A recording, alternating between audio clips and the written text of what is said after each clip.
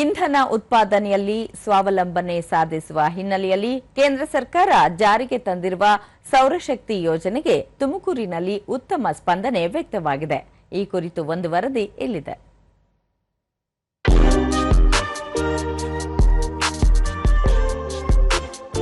ಪ್ರಧಾನಮಂತ್ರಿ ಸೂರ್ಯಘರ್ ಯೋಜನೆ ರೈತರ ಜನಸಾಮಾನ್ಯರಿಗೆ ವರದಾನವಾಗಿದೆ.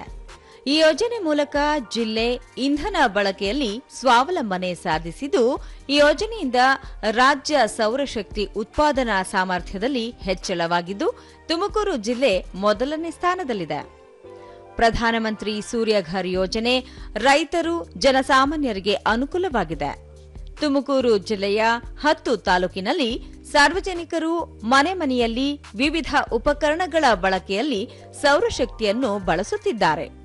ಈ ಯೋಜನೆಯಡಿ ಸಹಾಯಧನವನ್ನು ಪಡೆದು ಯಶಸ್ವಿ ಅನುಷ್ಠಾನದಲ್ಲಿ ಜಿಲ್ಲೆ ಮುಂಚೂಣಿಯಲ್ಲಿದೆ.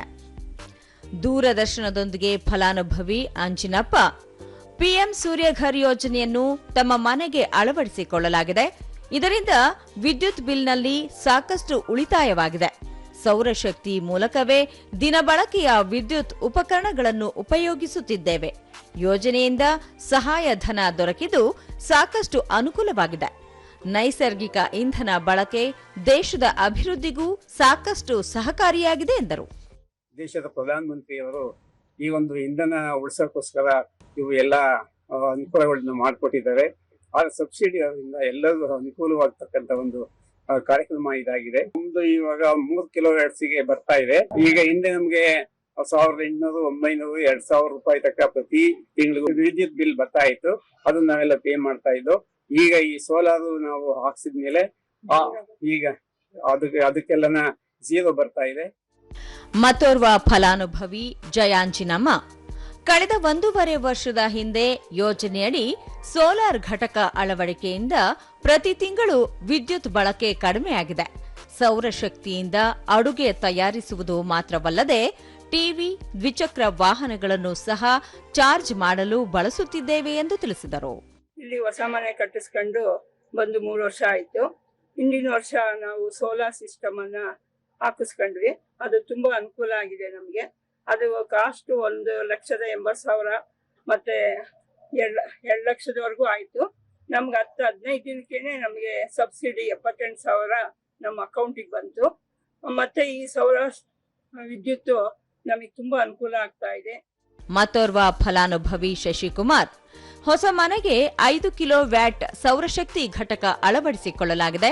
ಮನೆಗೆ ಅಗತ್ಯ ಪ್ರಮಾಣದಲ್ಲಿ ವಿದ್ಯುತ್ ಬಳಸಿಕೊಂಡ ನಂತರ ಹೆಚ್ಚುವರಿ ವಿದ್ಯುತ್ ಅನ್ನು ಬೆಸ್ಕಾಂಗೆ ನೀಡುವುದರಿಂದ ಆದಾಯ ಸಹ ಬರುತ್ತಿದೆ ಎಂದರು.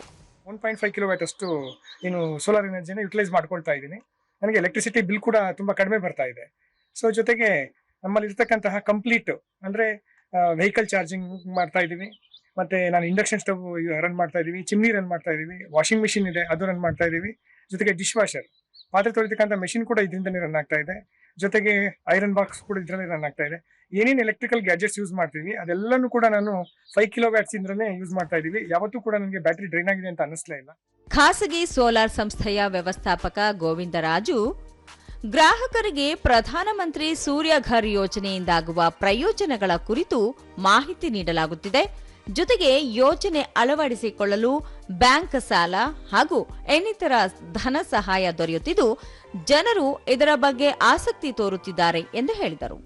3 ಕಿಲೋವಾಟ್ ಹಾಕ್ಸ್ಕೊಂಡವ್ರಿಗೆ ಸುಮಾರು 2,500 ರೂಪಾಯಿ ವಿದ್ಯುತ್ ಬಿಲ್ ಕಡಿಮೆ ಆಗುತ್ತೆ. ಅವ್ರಿಗೆ 78,000 ಸಬ್ಸಿಡಿ ಸಿಗೋದ್ರಿಂದ ಅವ್ರು ಇನ್ವೆಸ್ಟ್ ಮಾಡಬೇಕಾಗಿರೋ ಹಣ ಕಡಿಮೆ ಆಗುತ್ತೆ. ಸೊ ತುಂಬಾ ಕಡಿಮೆ ಇನ್ವೆಸ್ಟ್ಮೆಂಟ್ ಅಲ್ಲಿ ಈ ಸೋಲಾರ್ ಪ್ಲಾಂಟ್ ಅನ್ನ ಹಾಕೋಬಹುದು. ಸೋಲಾರ್ ಪ್ಯಾನಲ್ ಮ್ಯಾನುಫ್ಯಾಕ್ಚರ್ 30 ವರ್ಷಗಳ ವಾರಂಟಿ ಕೊಡ್ತಾರೆ.